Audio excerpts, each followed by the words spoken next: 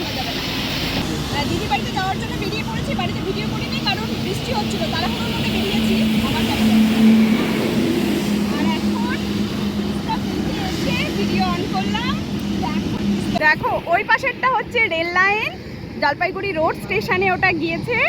আর নদীর জল দেখো, তিস্তা নদীর, এটা হলো জলপাইগুড়ির তিস্তা ব্রিজ। চারপাশের পরিবেশটা একবার দেখো। আর ট্রেন যাচ্ছে। সকাল সকাল বেরিয়েছি তাড়াহুড়োর মধ্যে, এজন্য ভিডিও অন করতে পারিনি, এখন করলাম। আর দেরি করবো না, এখন রওনা দিয়ে, অনেকটা রাস্তা যেতে হবে।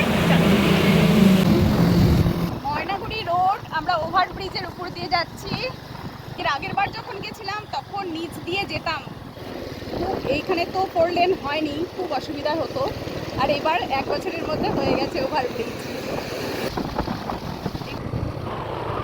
আমাদের শহরের ঐতিহ্যপূর্ণ জল্পেশ বাবার মন্দির ঠিক এই গলি দিয়ে সোজা চলে যেতে হয়। শ্রাবণ মাসে মেলা হবে এখানে।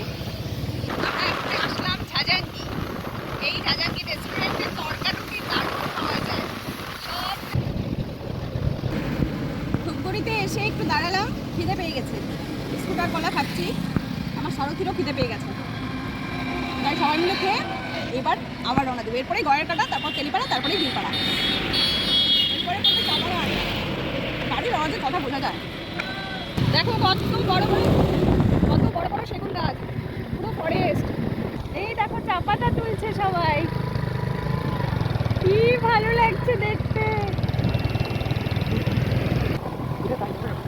গয়ার কাটা টি গার্ডেন পার করে এইবার ঢুকছি তেলিপাড়ার দিকে। এঁঠেল বাড়ি ইট ভাটায় আসলাম, ওই সাইডে ইটের ভাটা। দিদির বাড়ির পাশে এই হরি মন্দির। চলে এসেছি দিদির বাড়িতে, এখন যাবো মাকড়াপাড়া কালী বাড়িতে। দিদি নেই, দিদি গেছে, দিদি মিটিংয়ে গেছে। দিদি একজন ভিআরপি, ও বিভিন্ন অনেক কিছু সার্ভে করে। যেমন কিছুদিন আগে টোটোপাড়া স্কুলে গেছিলো, ওখানে বাচ্চারা ঠিক মতো মিড ডে মিল খাচ্ছে কিনা, স্যাররা সেই মিড ডে মিল প্রথমে টেস্ট করে কিনা, বিধবা ভাতা, বয়স্ক ভাতা এগুলো ঠিক মতো সবাই পাচ্ছে কিনা, ডেঙ্গু, এই সমস্ত সার্ভে করে। দিদির আসতে দেরি হবে, তাই আমি, আমার ভাগনা, আমার ছেলে, বর, আমরা টোটো করে যাবো মাকড়াপাড়া কালী বাড়িতে। চলো নিয়ে যাই, তোমাদেরও ভীষণই ভালো লাগবে। চা বাগানের, ভুটান পাহাড়ের, হ্যাঁ ভুটানের ওখানেই তো না, হ্যাঁ ভীষণই ভালো লাগবে। চলো যাই। আমরা চলে এসেছি মাকড়াপাড়া কালী বাড়িতে। অটোতে এসেছি, প্রচন্ড শরীর খারাপ লাগছিল, অটোতে এসেছি। তাহলে মন্দিরে যাই, আর চারপাশের ভিউ পরে দেখাচ্ছি, আগে পুজো দিয়ে নিই।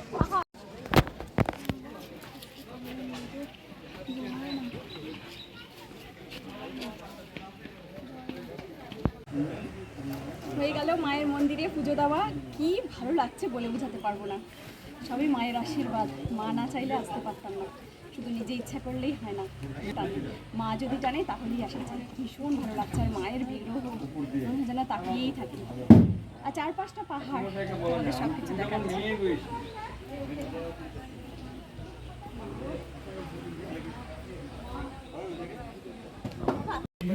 আমার চারপাশের প্রকৃতি দেখো, পরিবেশ কি সুন্দর।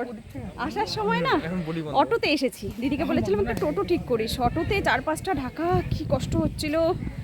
আর এখানে ভুটান পাশেই তো, সব ডলোমাইটের, ডলোমাইট না বাবা, ডলোমাইট না, ডলোমাইটের।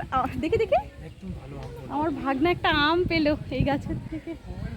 ভুটান পাশেই সিমেন্টের ফ্যাক্টরি আর ডলোমাইটের গাড়িগুলো যাচ্ছিল, এত ধুলা, খুব অসহ্য লাগছিল গাড়িতে, এর জন্য গাড়িতে আর ভিডিও করতে পারিনি। এখন মন্দিরে এসে ভিডিও করলাম, খুব ভালো লাগছে, খুব ভালো লাগছে। কোথায় কোথায় এই যে 3টা যে ইয়ে আছে, এটাই ভুটান বর্ডার। আচ্ছা চল দেখাই। এই যে এখানে মাকড়াপাড়া কালীবাড়ির তুলসী মন্দির, এই হলো মন্দিরের প্রবেশ। 4-5টা প্রদক্ষিণ করা যায়, কিন্তু মন্দিরে উঠে তো আর ভিডিও করা যায় না, তাই করতে পারিনি। আর দেখো কি শান্ত, কত ত্রিশূল, কি শান্ত সমাহিত, একদম ভক্তিপূর্ণ। আর এই বাবার বিগ্রহ, আজকে শনিবার, বাবারও বিগ্রহ আছে, বাবাকে একটু প্রণাম করি। মাকড়াপাড়া কালীবাড়ির এই হলো মায়ের বিগ্রহ।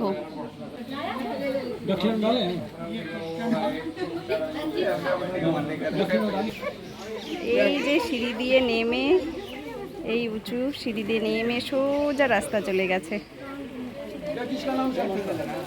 মন্দির থেকে বের হয়ে ভেবেছিলাম একটু ভুটান গেট দেখতে যাব, কিন্তু ভিডিও অ্যালাউ না, এই জন্য আর এই আমার পেছনেই একটু হয়তো দেখা, ওই যে ভুটান গেট, কিন্তু ওখানে গিয়ে ফটো তোলা বা ভিডিও করা যাবে না, তাই আর গেলাম না।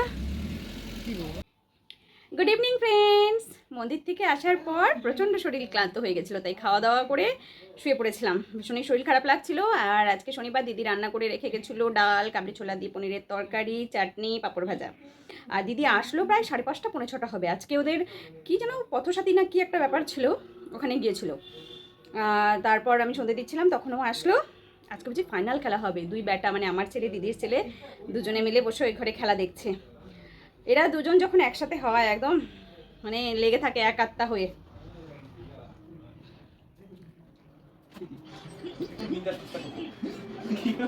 বাবা কি করো তোমরা? টিভি দেখি। কি হচ্ছে এখন টিভিতে? রামায়ণ। খেলা কখন শুরু হবে? খেলা ম্যাম 8টার সময় শুরু হবে। হ্যাঁ, আমার এই দুই ব্যাটার সাথে আমি একটু আদো আদো নাকা নাকা করে কথা বলি। ওরা যখন ছোট ছিল তখন ওরা আদো আদো করে কথা বলতো, ওদের কথার সেই রিপ্লাইটাও আমি ওইভাবেই দিতাম। আমার অভ্যেসটা রয়ে গেছে। এরা তো বড় হয়েছে, ছেলেদের গলার আওয়াজ বয়স বাড়ার সাথে সাথে একটু ভারী হয়ে যায়, কিন্তু আমার কথা রিপ্লাইগুলো ওরা ওইভাবেই দেয়। তাই না বাবা বলো? হ্যাঁ মা, হ্যাঁ মা। আচ্ছা না বাবা, তো আমার সবসময় না, মাঝে মধ্যে এরকম ন্যাকামো করে কথা বলি, কিন্তু যখন রেগে যাই আবার যেমন আমার গলার আওয়াজ সেভাবেই বলি। আজকের ভিডিও আমি এখানেই শেষ করি। সবাই খুব খুব খুব ভালো থাকবে। আর কালকে কোথাও বেরোবো, তার আগে কালকে আমার ব্লাড টেস্টের ব্লাড দিতে হবে, আর সকালেই ওটা দিয়ে দিব। দেখা যাক কোথায় যাই। আজকের ভিডিও আমি এখানেই শেষ করি। টাটা। আর এই হলো আমার বাবা, এটা আমার বাবার ফটো।